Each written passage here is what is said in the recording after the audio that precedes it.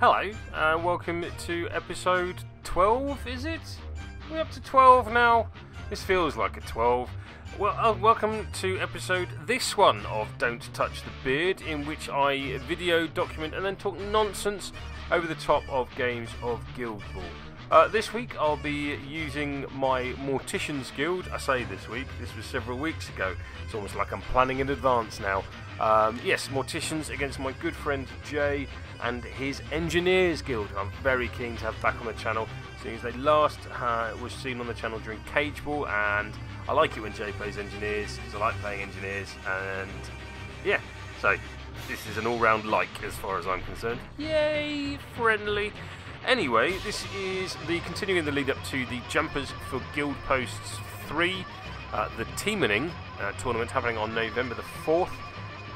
If you do not have tickets already, I believe there are currently 2 spaces available, and if you're so interested and so located, I would highly advise you to get down. You'll have an opportunity to beat me. The Union and Chains event is in full swing over at Steamforged. However, this game was recorded prior to that community event, and as such will not be part of it. But do not fear, oh handy viewer, such as you are, there are plans afoot for said community event. Right then, enough nonsense. Time for some of the Guild Ball nonsense. So this time I remember to actually write down, or at least don't delete the audio until I've written down the 10 that both Jay and I have taken. So for the Morticians on the left, that is Obulus, Dirge, Cosset, Ghast, Graves, Brain Pamela Memory, Avarice and Greed, Silence, Bonesaw and Casket, because only I can get 12 models when I'm having to choose 10. On the right hand side, Jay with his Engineers have Ballista, Pinvice, Mother, Colossus, Hoist, Velocity, Ratchet, Harry the Hat, Locus and Salvo. So we discussed terrain. Turns out they're the bits on the pitch that are like fences and walls and rough ground and that. Who knew? We deal plot cards to each other and blind reveal captain and mascots. Unsurprisingly, I go with Obulus and Dirge, seeing as they are the only captain and mascots in my roster. And Jay in turn goes for Pinvice and Mother. Bit of a surprise, I was expecting Ballista, certainly. We then pick our teams. So in no particular order, I round out my team with Graves, Brain Pan and Memory, Avarice and Greed and Ghast, bringing my model count to 8 in a 6 model game. Good work. Jay in turn goes with Colossus, Harry the Hat, Hoist and Ratchet. No real surprises there on the engineering team, barring the expected drop of Ballista. We tie the initial roll-off, something that will become a bit of a theme, seeing as we tied all but one turn wrong throughout this game. Jay and his Engineers win and elect to receive, so I deploy with Obulus as the kicker. Now I am super happy with Obulus's kick, as that has skirted the very edges of what is possible to stay on the pitch and be incredibly irritating for the receiving player. You can see it right at the bottom there. Beauty. So Jay allocates 4 to Pinvice, 2 to Mother, 1 to Colossus, none to Harry, 2 to Hoist and 4 to Ratchet. I give Obulus 5, none to Dirge, none to Graves, 4 to Brain Pan, none to Memory because he's a tiny little puppet, 3 to Avarice, 1 to Greed and none to Ghast. Now I make a mistake here, so apologies both to you, oh handy viewer, and also to Jay, my opponent. I had misread the new rules for Greed and believed he started off the pitch in the same way he used to, as opposed to on the pitch. This was the same mistake I made in the last video, but these games were played on back-to-back days despite there being a week between them being released. So that's why that mistake occurs in both videos. I will endeavour to ensure that does not happen again in the future. So Mother gets us underway for the Engineers. She sprints, uses Spider's Nest to pop out a friendly nest marker within 4 inches of the model. She then spends a point of influence to burrow, placing her into base-to-base contact with that nest marker, removing it from the board. She's still a long way from the ball, but the Engineers have made good ground on the ways to recovering it. Ghast has himself a little jog up the pitch. Turn 1 with Ghast is never something I'm particularly comfortable with, but, well, give it a go. Colossus himself has a little jog up the middle of the pitch. Graves, in turn, has himself a jog up the pitch towards the crates. It's a lot of jogging at this stage. Ah, some not jogging. Hoist uses True Replicate to take Tooled Up from Ratchet. He then tools up Ratchet, making him a tool, and sprints further up the pitch. Sprint's a lot like a jog, but there's more effort, and you go further. I activate Brain Pan, and due to control strings, memory dodges forwards 2 inches. No music plays, nothing silly whatsoever happens, thank you very much. He then uses Puppet Show twice, dodging memory 4 inches further up the pitch. Brain Pan himself then has a jog up to the crates to take benefit of cover. Then again with Puppet Show twice, dodging memory a further 4 inches down to the bottom of those crates as I'm beginning to see a bit of a trap forming. Pinvice sprints down towards the centre of the pitch as she is a long way from the action and the ball right now. Jay takes a long look at the remainder of Pinvice's abilities, but without the momentum to turn Mechanical Heart on and make the rest of his team Mechanica, it doesn't look like he can get a great deal of use out of them at this stage, so elects to pass the turn. Obulus activates and doesn't use his Shadow-like, rather electing to stay where he is so he can confidence Avarice. He then Puppet Masters Hoist, making him jog forward, making sure that he is outside of the 1 inch of cover but is engaged by both Memory and Graves. Satisfied that I have suitably doomed Hoist, I take a wander off towards the ball. Harry activates, and although he has no influence, he jogs down towards Colossus, as this is an action that doesn't require any influence. Avarice sprints up and then drops Greed, an action he shouldn't be able to do due to my misplacement of Avarice and Greed at the beginning of the game. Again, apologies, Jay. So Greed takes a swing on Hoist, and with the relevant crowd outs, that is Tack 7 versus 4s and 1s. 1 net hit is a momentous singled out, which is all I was after. So with the singled out and the crowd outs, that is now a Tack 10 Avarice against the 4s and 1s of Hoist. 9 net hits due to the rerolls from Confidence is a momentous 4 knockdown double push, triggering Sturdy from Hoist, and then another momentous 4 knockdown, knocking him over. Now due to Tough Hide, he only takes 6 points of damage, but still that's a hell of a beating. Second swing now, so that's Tack 10 again versus the now 3s and 1s of Hoist is 6 net hits for a momentous 4 knockdown double push and a momentous 2, leaving Hoist on a mere scant 1 health point, or hit point, health box, whatever you want to call it. He's got 1 of them left. Alright. Oi oi, thinks Ratchet, this could get messy, and has himself a jog near, but not that near, everything that just went on. So, no surprises if you guess what was happening next. Yes, that is a Blast Earth from Ratchet. Hits are doing 2 points of damage to Avarice, 3 points of damage due to Graves, and misses Greed entirely. That's alright, says Ratchet, who apparently is Cockney. I've got another grenade. That was awful. Lordy. This time doing 2 points of damage to Avarice, 3 points of damage to Graves, and 3 points of damage to Greed. Dirge on the other side of the table as himself a London smog. Oh, that's jog to you and I, those of us that don't speak Cockney. Why is Ratchet Cockney? Why? You don't even live in East London. Jay does, though. Back on with a Cockney. Oi, easy. Morticians run?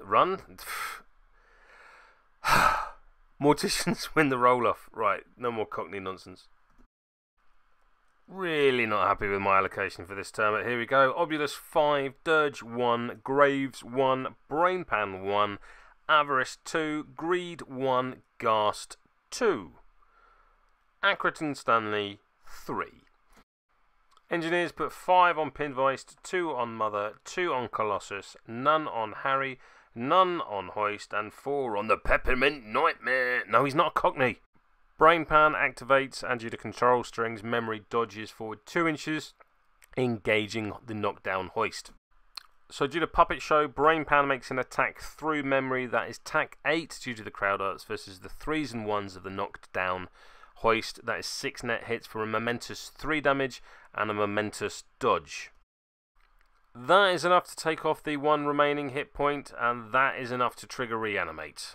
Ratchet, who is not from Bow, steps up and blasts Earth. He does 1 point of damage on Avarice, 2 points of damage on Greed, and 2 points of damage on Graves.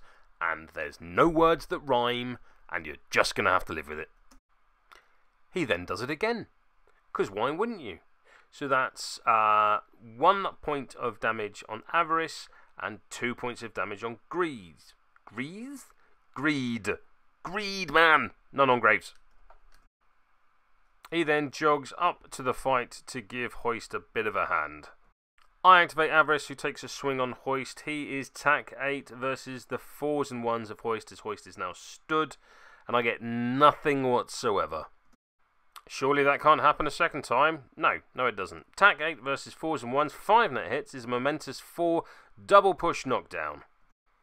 Well then, Sunshine, you've used your reanimate thing. Get off the pitch. 2-0 to the Morticians, Avarice take out on Hoist. I then use 1 point of influence remaining on Greed to do Pick Me Up, getting him out of harm's way. So, Mother goes next, and using Spider's Nest pops down a nest marker near the ball. She then uses webbing to grab hold of the ball, sprints away towards the centre of the pitch, and back towards her teammates. I am on superb form this evening, nice one. And finally, she kicks to space, the ball scattering quite kindly, as you see on screen now, leaving the ball loose but well protected, encircled by engineers. I activate Graves, and Control Strings kicks in, so memory dodges 2 inches. And whilst he is on rough ground, he's still got plenty of jog with that 2-inch melee reach to be able to get in and reach and engage Ratchet. So with the crowd out from memory, that is tack 7 versus the 3s and 1s, and Ratchet's 1 net hit is enough for 1 solitary point of damage, but the bleed condition due to the crucial artery special rule.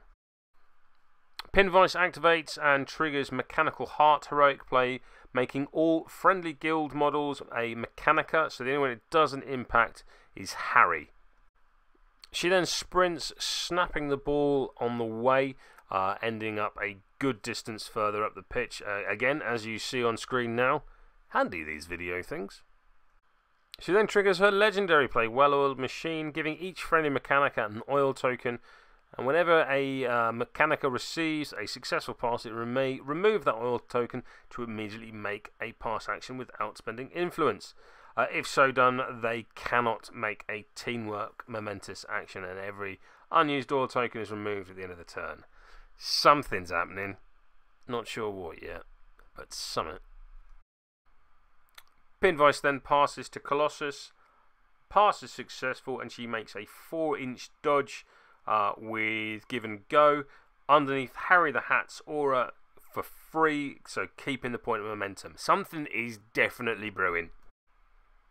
Colossus then passes back to Pinvice, making use of that oil token, and she takes a 4-inch dodge under Give and Go. So despite being engaged by Ghast, that is a 3-dice kick on goal. Happily makes it, smashes the ball into the back of the post.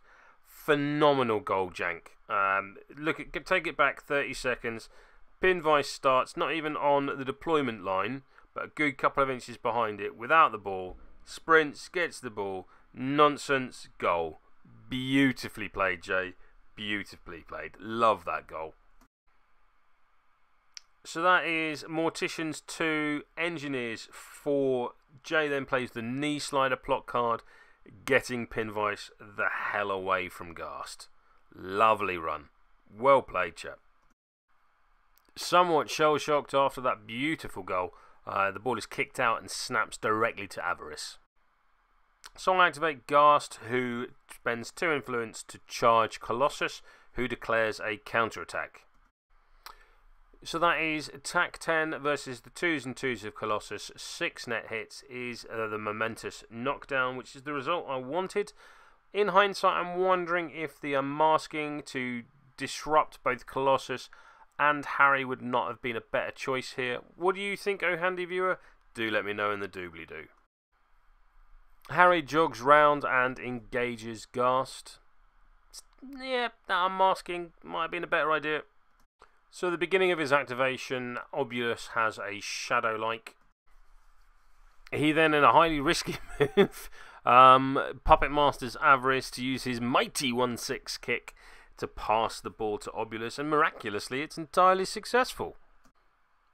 He then goes for a sprint with his newfound ball friend further up the pitch. Colossus forgoes his advance to stand up. He then spends both of his influence to buy an attack on Ghast, triggering fear in the process. So that is attack 6 versus 3s and 1s of Ghast. 2 net hits is enough for a momentous knockdown. So Dirge sprints, making use of the fast ground to give him a whopping 12-inch move and gets himself positioned much better. So despite the proximity of Pinvice that you can see at the top of your screen, she is outside of her 1-inch engagement. Bye, lady. So Morticians automatically win the initiative roll, and I elect to go first. So turn 3, that is 5 on Obulus, 2 on Dirge, 1 on Graves, 4 on Brainpan, none on Avarice or Greed, and 1 on Ghast. So Pinvice is given 6, Mother 1, Colossus 3, Harry 2, Hoist 1, and Ratchet 1. Now this is a fantastic turn. I really like this. Not due to how what happens, but due to the calamity that befalls both me and Jay throughout the course of turn 3.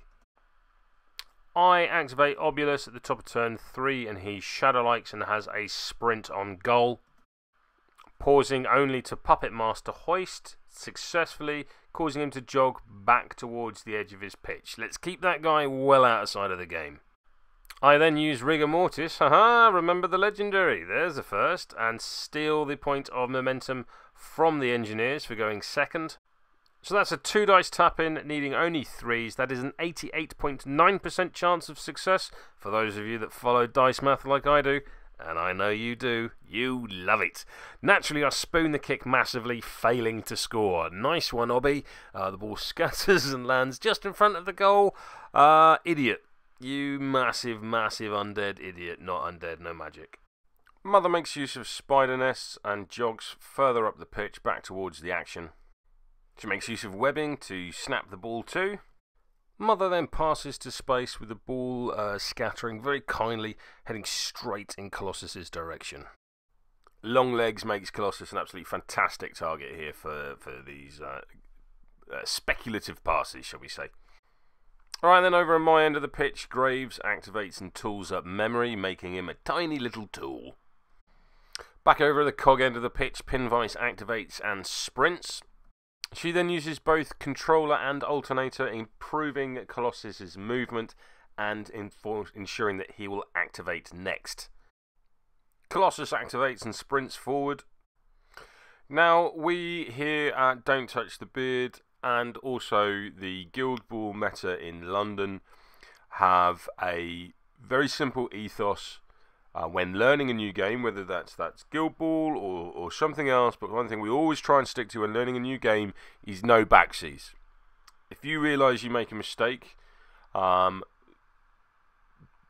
your opponent to take that move back again, to ignore your mistake, is, in our opinion, not beneficial either to the game, your opponent's experience, or your learning progression out of that game. So whilst we are casual gamers, we're not tournament gamers. We're very much looking forward to going to tournaments, but we are not currently tournament gamers, and we take great pride in our casual status. That does not mean we don't play competitively. So at this stage, Jay realises I have stripped him of his momentum with Rigor Mortis, and although he is acting second and would normally have the momentum to take a shot on goal, I've taken it from him. He could have, at this point, said, actually, I'm going to take back Colossus's activation. Do you mind if I take back putting Controller and Alternator? He didn't. from the board. He didn't, and I commend him for this. I'm a huge believer when you're learning a new game, if you make a mistake, make the mistake, write the mistake down if it helps you, and learn from that mistake. No backseas. It is the way of learning games. So yes, Jay has unfortunately made a mistake here. Thought he had the momentum to take a shot on goal.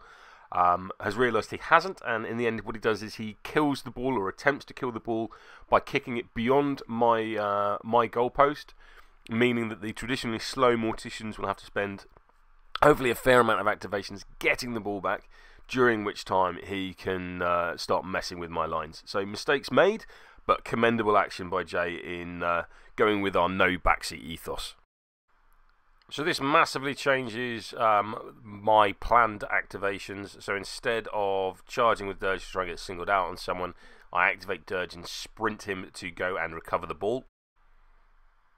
In turn, Hoist sprints from his position near the deployment line to get back in. I activate Brain Pan and jog him round the terrain to engage Ratchet to provide crowd outs. And then with Puppet Show, Brain Pan uses memory to attack Ratchet. So that's tack 7 versus 3s and 1s, 4 net hits is a momentous 4 damage. Second attack, again, tack 7 versus 3s and 1s, 3 net hits is a momentous 3 damage this time. Third attack, tack 7, 3s and 1s, again 3 net hits, momentous 3 damage once more. Lastly, tack 7 versus 3s and 1s, 3 net hits, a further momentous 3 damage for a grand total of what? 3 and 3 and 3 and 4. That's, a lot. 13 damage? Blimey.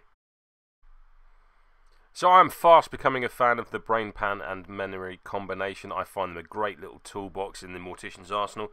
And that takeout from memory, it brings the score now to Morticians 4, Engineers 4.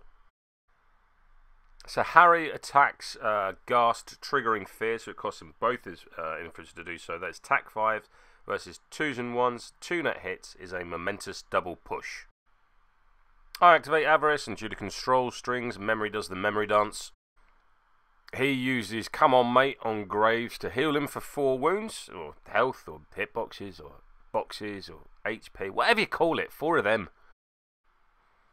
Content he's helped out his primary contractor, which apparently Graves is. He then has a jog up the pitch. I'm out activating the engineers at this point, so I activate Ghast, who takes a breather, who in turn jogs up to Pinvice and pulls back his fist, preparing to pop the Artificer Queen right in her chops. So that is tack 6 versus 5s and 0s, 2 net hits is a momentous knockdown. Sit down, love. Now I am desperate to win this roll-off, because if I don't, surely Colossus will go first, tackle Dirge and just tap the ball in on goal. Fortunately, the Morticians win the roll-off, as I've been mining or farming momentum towards the end of that turn, or just enough to get me +2 up. And yes, I elect to go first.